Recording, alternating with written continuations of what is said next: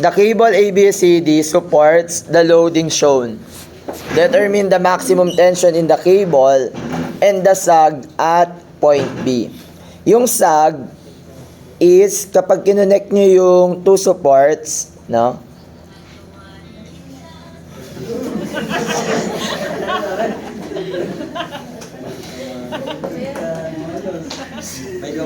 May commercial. May ads. Wala pa tayo sa YouTube, may ads agad. Okay, ito. I-connect nyo yung line of action ng two supports, no? Tapos simula dito, yun yung sag, kung tawagin, no? Sag ang tawag, sag. So, YB is equal to sag. Yun yung YB, yun yung sag at point B. Okay, dito, kahit ano pa yung support niyan, axial force lang ang kine-carry niyan, di ba? So we have, this is the tension at AY. Ito, tension at AX. Ito, tension at BDY. And then ito, tension at DX. And then yung resultant niyan, no? Tandaan nyo, is eto. This is the tension at A. Sa tension at A, since axial force lang siya, no? Yan na din yung tension at AB. Axial force yan, di ba? Sabi nga natin, principle of transmissibility. Na naalala yun, na kapag yung line of action is nasa isang line, so kahit saan mo dalhin, yun na rin yung force na yun. E di yung resultant din dito, the tension at D, yan na yung tension at DC. Di ba? Naalala nyo? Okay. Ngayon, how to solve for the tension at AY? So, moment ka sa D. Summation ng moment at D is equal to 0. Taking clockwise positive. So we have TAY. Ang moment arm ay 4.5 minus 4. Ang moment arm ng 4 3.5 minus times equals to 0. So, magkano si TAY? Gusto kong gamitin yung calculator. So, wala akong charger sa ba. Sino po may lightning cable? Pwede pong pahira. Baka hindi ako mapag-ML sa bahay.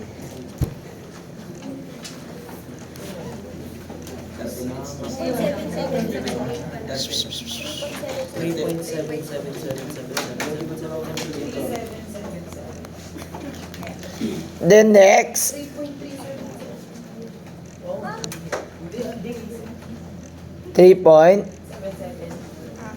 puro 7? Okay, next. How to solve for TAY? So, kung sure ka na, pwede ka nag-summation ng forces vertical. Assuming upward positive. So, TAY plus TDY minus 6 minus 4.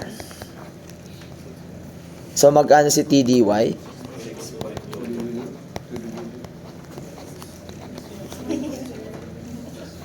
Okay. Sir, paano naman sasolve si TDX? Pipiliin nyo yung member, no? Pipiliin nyo yung cable na alam nyo yung height. No? Lahat ng dimension na dapat kabisado nyo. For example, ito. Since alam nyo naman yung slope niyan, di ba? Kung may slope ka niyan ito, di ba yun yung tension mo? Ano ba yung line of action nito? Di ba ito ay 0.5 and 2. Tapos ano yung hypotenuse?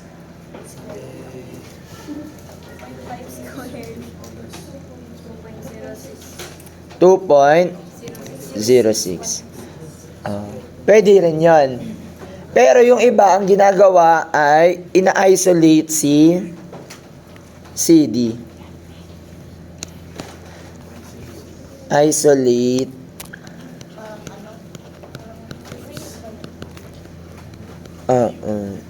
So, kapag in-isolate mo si CD, ang ma-expose ay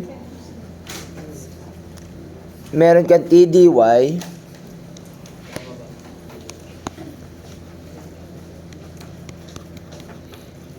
Tapos may TDX ka dito, no? Tapos meron ka ditong loads. 6 ba to? Tapos nandito yung tension at magkano to? BC. Tama? Tama. Tapos meron siyang dimension, no? Ang distance nito 0.5 and 2. O, edi pwede mong gawin mag-moment sa summation ng moment at C equals to 0. Taking clockwise positive. So we have TDX. Ano yung moment arm ni TDX? 2. Minus TDY. Moment arm 0.5. Equals to 0. So magkano si TDY? That is, hindi. TDX pala. That is equal to TD 0.5 TDY over 2. Substitute nyo na lang si TDY.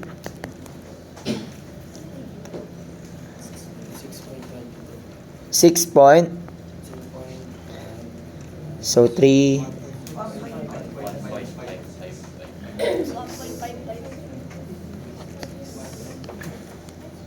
1.55. Okay. And then, tatandaan nyo kapag walang horizontal force sa cable, lahat ng horizontal reaction yan, equal. No? Pag walang horizontal. Oo, kasi syempre, di ba, tingnan mo yung whole figure. Wala namang horizontal dito na force, di ba? So, ibig sabihin, si TDX equals sa TAX. Lahat din yan, ang X component nito equal, no? Dito, pwede nyo itong makuha si TDC, di ba? May component si TBC. Tama. TBCX, tapos TBCY. Alam mo na value ni TDY tsaka ni TDX. So, ano ang value ni TBCX? TDX, which is 1.556 kilonewton. TBCY, that is equal to TDY. ay kasama yung 6. Ah.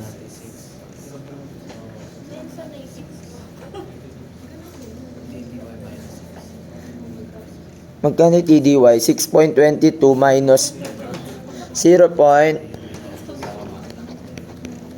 Para makuha mo yung tension at B, di ba tension at BC, resultant, no? That is the square root of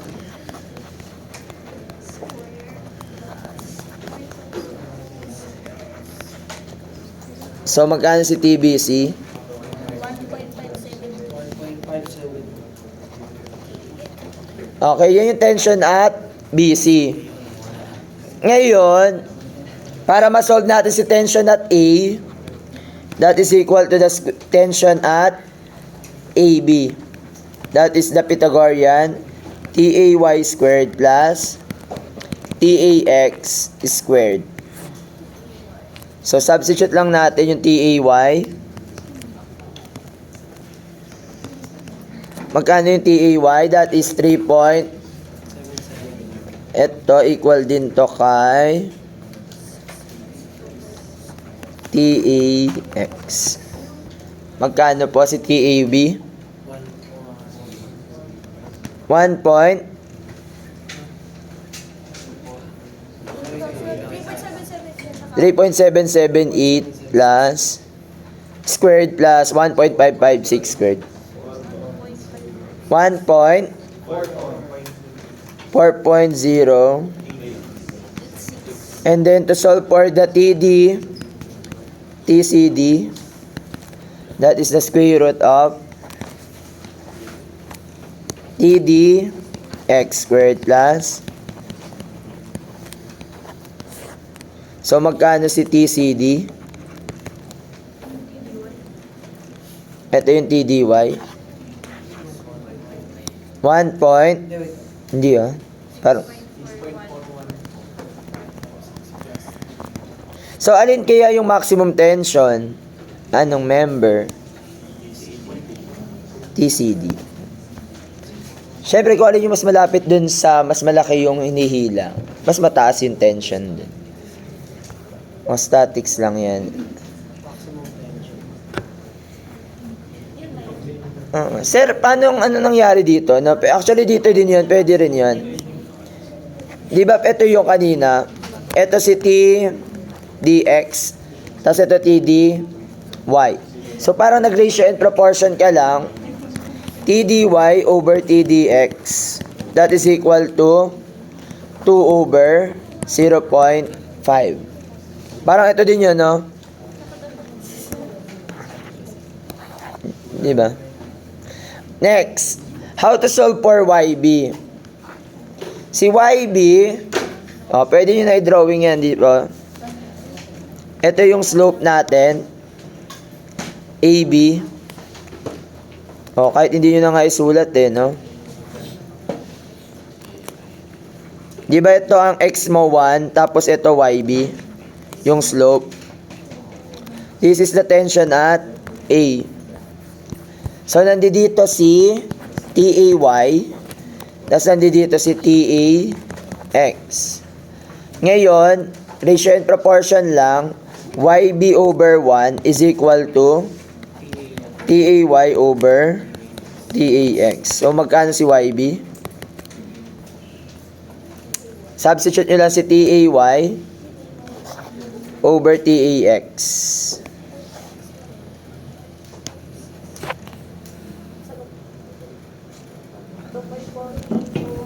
2 point.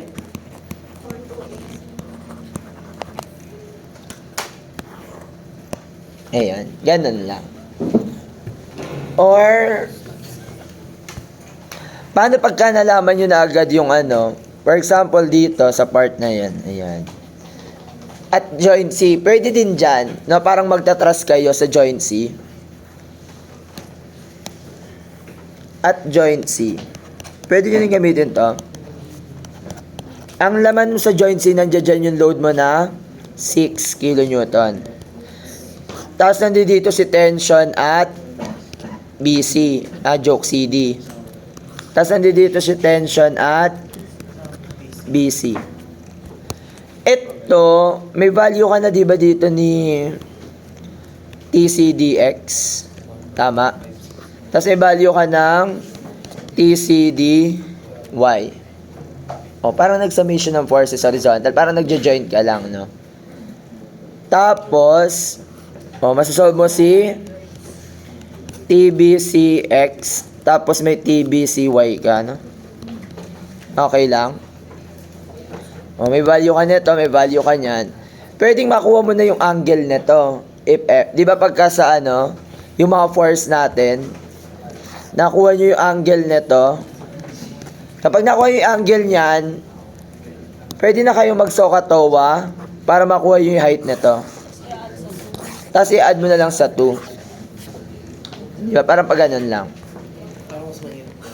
Medyo mas mahirap lang yan. Pero kaya. Solvable nga siya ng statics lang. Actually, statics part to. Baka next term wala na rin to kasi nandoon ko na sa statics na ngayon. Sasama niya na. Yung cave. Sa equilibrium lang to, method of members. Ayan.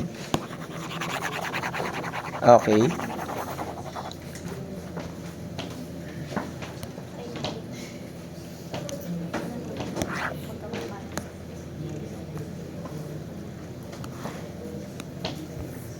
Ayan. Konti na lang. Ay, pinapakuha din pala minsan dito yung length ng cable. So, paano nyo kukunin yung length ng cable dito? 2.428. Ito, yung length nito, hypotenuse lang nung mga triangle, no? Ayan, parang ito lang yung hypotenuse niya.